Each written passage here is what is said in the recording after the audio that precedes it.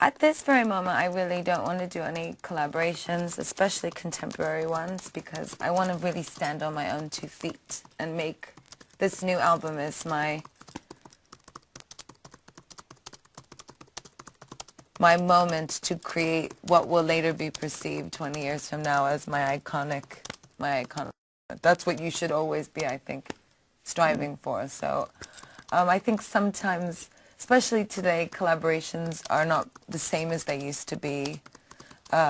You collaborate to get your song on a different radio format, or to up your record sales, or get people to pay attention to you by putting a superstar on your record, and I just think it's kind of trivial and boring. So the only reason I did that collaboration with Beyonce is because I genuinely love her and I genuinely wanted to collaborate with her, and there's no other reason to collaborate with someone. And she is a real good person, Beyonce. I mean, I would say she is my favorite contemporary person in pop music.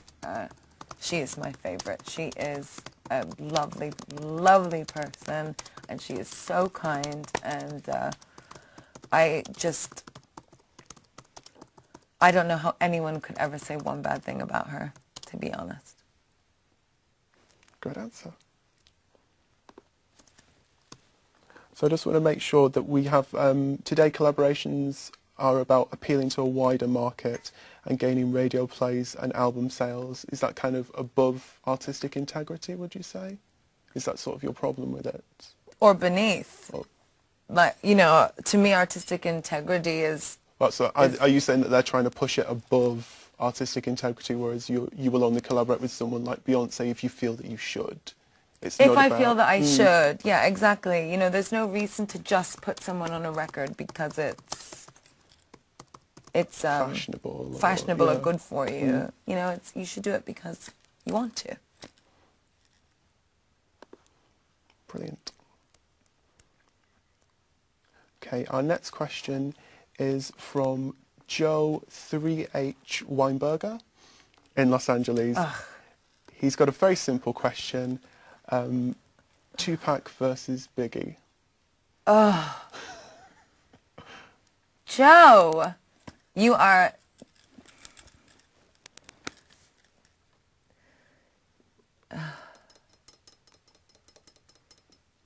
We could put Can I Choose Both?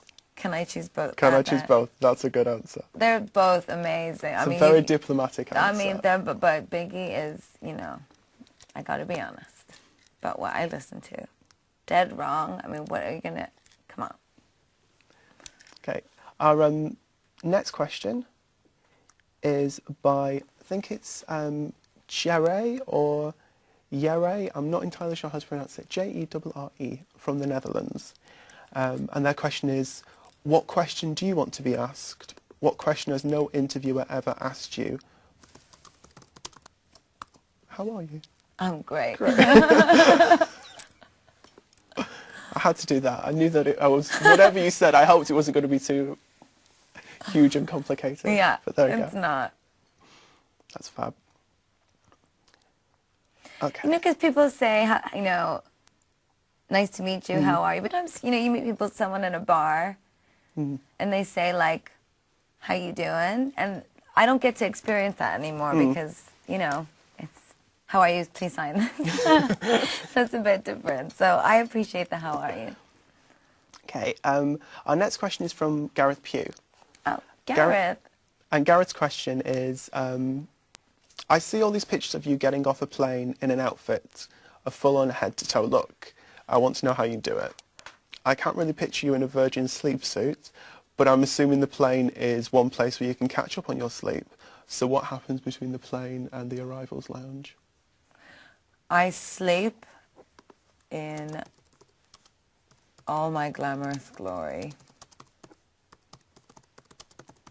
Is it a bit like Dynasty? Is it like a full face of makeup sleeping? Yes, it is. It's very funny, actually. Jimmy Iovine, who's the president of Interscope Records, we took a flight together from Heathrow to Los Angeles, I think it was, and he was pissing himself laughing because he could not understand how I was watching a movie for like 12 hours straight, watching movies, drinking out of my teacup,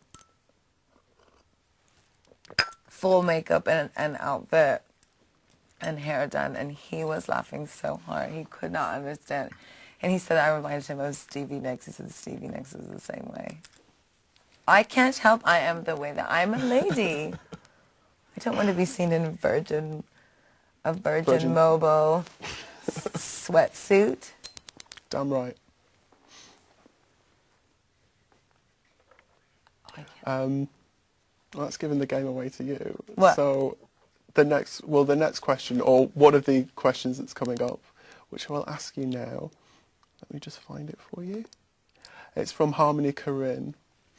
And his question is, for 2 days worth of world peace, would you eat a hamburger made of human flesh? Yes. Just for 2 days? See, that my debate was, would I do it just for 2 days? Yes. Would I want the whole thing? Yes. Yes. Yes. Without a second thought? Without a second thought. Fantastic. Anything is worth 2 days of world peace. Anything is worth 1 day of world peace. Except I wouldn't kill anyone, obviously. But I guess suppose you'd have to kill someone to make the burger. Would you? Well, we could specify that it needed to be from It would have to farmed be, sources. okay, to clarify, I would not be killing the human being that I would be eating. And it would have to be a cadaver of someone that had already passed. So it would have to be an old lady burger. You're making this worse for yourself as well. I'm just being honest. So a cadaver of someone once passed, and I was doing the killing. Oh. I like Well, the Nick caveats. Knight made me eat a bovine heart. Remember Nick? He's so conveniently in the back room. He wanted me to confront my fears about my father's heart surgery. So he gave me a bovine heart to do a performance art piece that he and Ruth filmed. And I took a big bite out of that for you, and I didn't get world peace. I just did it for art. Suffering for a performance art piece. Okay. Our next question Couldn't is eat from... meat for fucking 2 weeks. Ruth was standing on the side I can't... They've shown me the video. I couldn't watch the video, to be honest. I love her so much. Daphne's question is, do you think the arts can change the future? For the present that we all seem to be in is certainly not the one I envisaged. I do.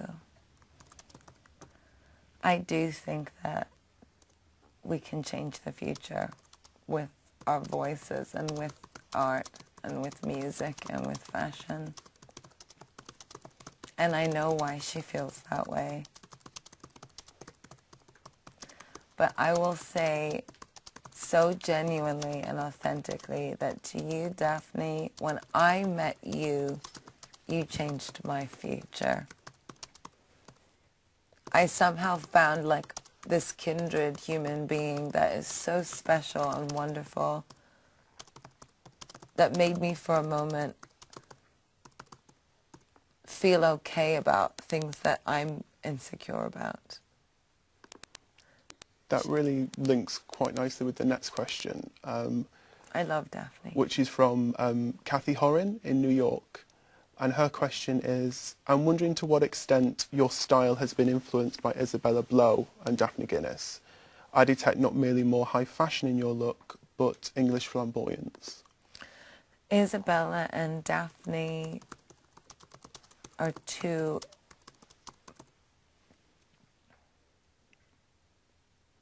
genius human beings, women,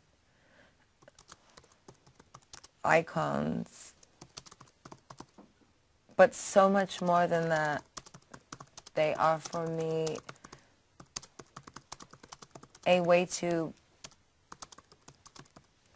look into myself and examine their lives and who they are in an effort to understand myself better.